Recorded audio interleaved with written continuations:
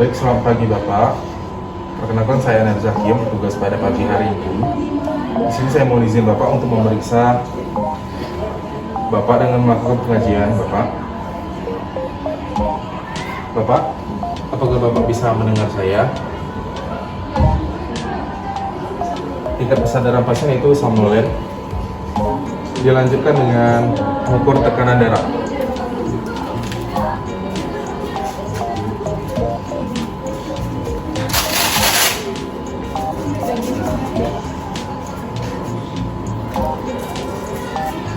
Kondisinya Pak.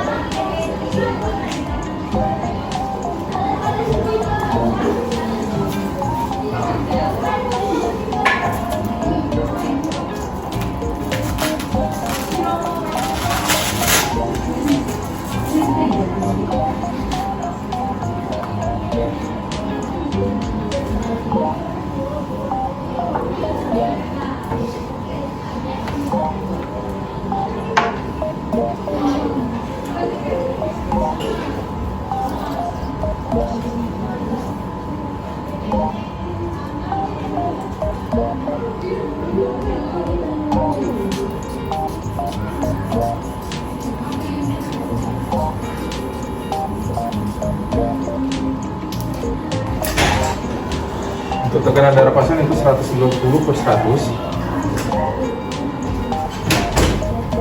Ini sih Pak.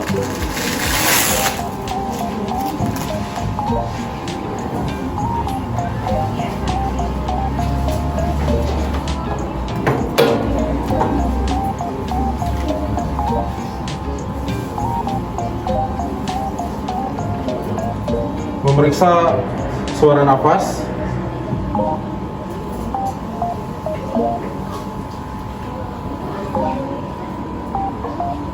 Untuk suara napasnya itu roji.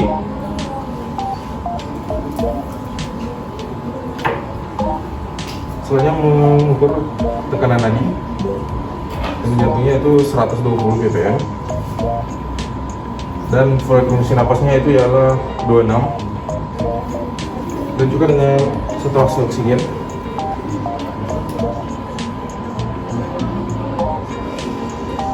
Untuk saturasi oksigen yaitu 95%. Dan juga dengan pemeriksaan fisik. Misi apa? Kulit terasa dingin dan tampak pucat. Kepala dan leher tidak ada pembengkakan. Misi apa?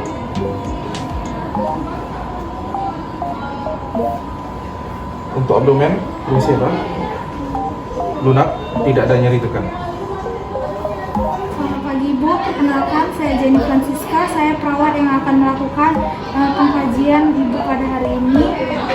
Yang pertama itu cek pernapasan pasien, kemudian cek nadi, kemudian lakukan cek tekanan darah.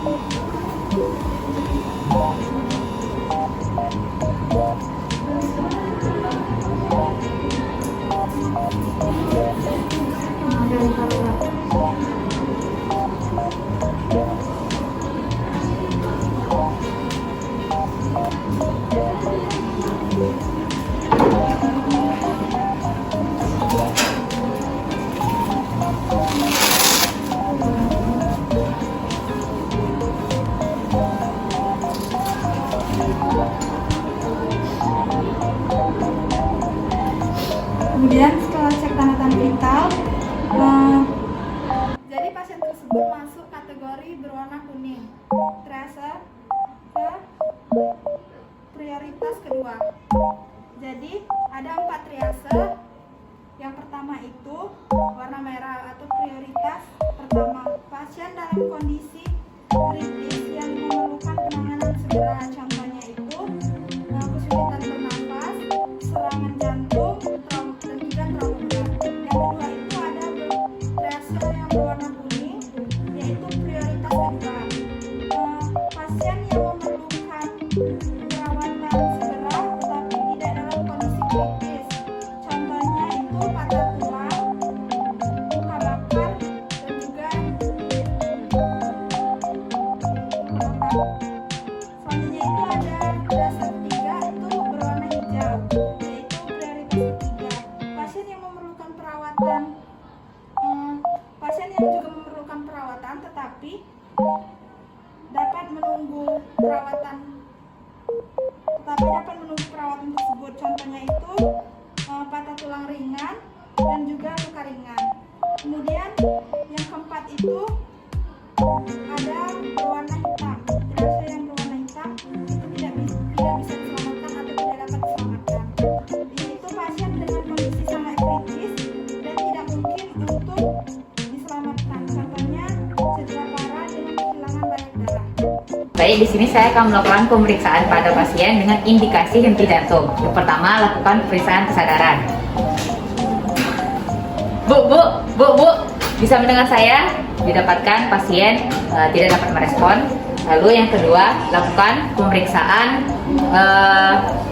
periksa nadi dan periksa napas. Didapatkan pasien tidak memiliki napas dan tidak memiliki nadi. Selanjutnya, periksa jalan napas dengan cara teknik angkat dagu, tekan dahi. Lalu buka jalur napas pasien. Lakukan pemeriksaan dengan 2 teknik, yaitu cross finger dan swab finger. Nah, swab finger dilakukan untuk sumbatan berupa cairan dan cross finger dilakukan untuk sumbatan berupa benda. Nah, jika sudah lakukan pemeriksaan dalam napas, sudah dibersihkan, maka lakukan tindakan RJP. Nah, di sini dilakukan 30 kompresi dan 2 ventilasi. Jika didapatkan pasien tersebut masih belum ada tanda-tanda napas dan nadi, lakukan kembali sebanyak 5 siklus. Jika tidak juga pasien tersebut didapatkan ada nadi dan ada napas, maka pasien tersebut masuk ke triase hitam atau prioritas keempat, yaitu pasien yang tidak dapat diselamatkan. Baik, di sini saya akan menjelaskan penilaian pada pasien kritis. Yang pertama itu ada triage. Triage bertujuan mengidentifikasi tingkat kesadaran pasien. Yang kedua itu pemeriksaan awal atau pre-med survey. Airway, pemeriksaan jalan nafas, breathing, evaluasi pernapasan, circulation, periksa denyut nadi, tekanan darah, dan tanda-tanda sirkulasi lainnya. Yang keempat itu disability, penilaian kesadaran menggunakan skala glaucoma atau GCS. Yang kelima itu ada exposure, lakukan pemeriksaan fisik menyeluruh untuk mengidentifikasi cedera atau kondisi lain yang mungkin tidak terlihat. Kemudian pemeriksaan tanda-tanda vital. Pemeriksaan tanda-tanda vital terdiri dari tekanan darah, denyut jantung, frekuensi pernapasan, saturasi oksigen. Kemudian pemeriksaan fisik, kondisi umum, kondisi umum, amati penampilan umum pasien termasuk kesadaran, warna kulit, dan tanda-tanda stres. Kemudian pemeriksaan sistem, lakukan pemeriksaan sistemik atau respirasi kardiovaskuler, neurologis, abdomen. Yang kelima itu riwayat medis. Riwayat penyakit, tanyakan kepada pasien atau keluarga tentang riwayat penyakit alergi dan pengobatan yang sedang dijalani. Yang kedua, kejadian sebelumnya, dapatkan informasi tentang kejadian yang menyebabkan pasien datang ke UGD. Nah, yang keenam, pemeriksaan laboratorium dan radiologi. Yang pertama itu tes darah, lakukan tes darah untuk mengevaluasi fungsi organ, kadar elektrolit, dan tanda-tanda infeksi. Yang kedua itu radiologi, rem dada atau CT scan jika diperlukan untuk menilai kondisi paru-paru atau cedera internal. Yang kedua itu pemeriksaan tanda vital, tekanan darah, ukur tekanan darah untuk menilai status hemodinamik, catat apakah ada hipotensi atau hipertensi. Yang kedua itu denyut jantung, periksa frekuensi dan irama jantung, catat adanya takikardia atau brakardia. Yang ketiga itu pemeriksaan fisik sistem pernapasan. Yang pertama inspeksi, amati bentuk dada, pergerakan dada saat bernapas dan adanya retraksi otot-otot pernapasan. Yang kedua itu palpasi, periksa adanya frenitus, getaran saat berbicara dan pergerakan simetris dari dada. Yang ketiga itu auskultasi, dengarkan suara napas dengan stetoskop dan mendeteksi adanya wheezy, ronki atau suara pernapasan yang menurun. Nah, yang keempat itu pemeriksaan kardiovaskular, inspeksi amati warna kulit atau pucat atau cyanosis dan adanya edema.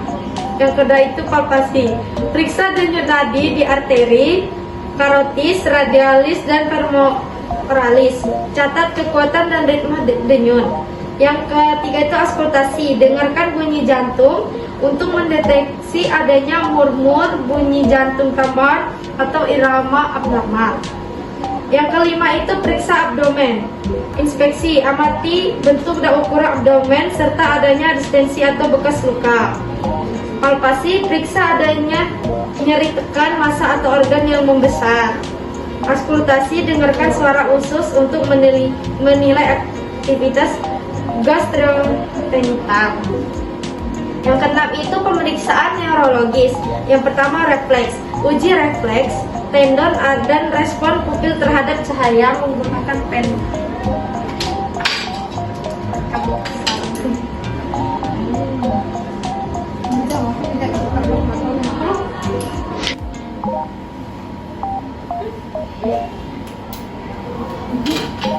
Yang ketujuh itu pemeriksaan kulit, kondisi kulit, amati kelembapan suhu dan warna kulit. Yang kedelapan itu pemeriksaan lainnya, pemeriksaan ekstremitas, periksa kekuatan otot atau gerakan dan adanya edema atau deformitas, pemeriksaan keseimbangan elektrolit jika diperlukan.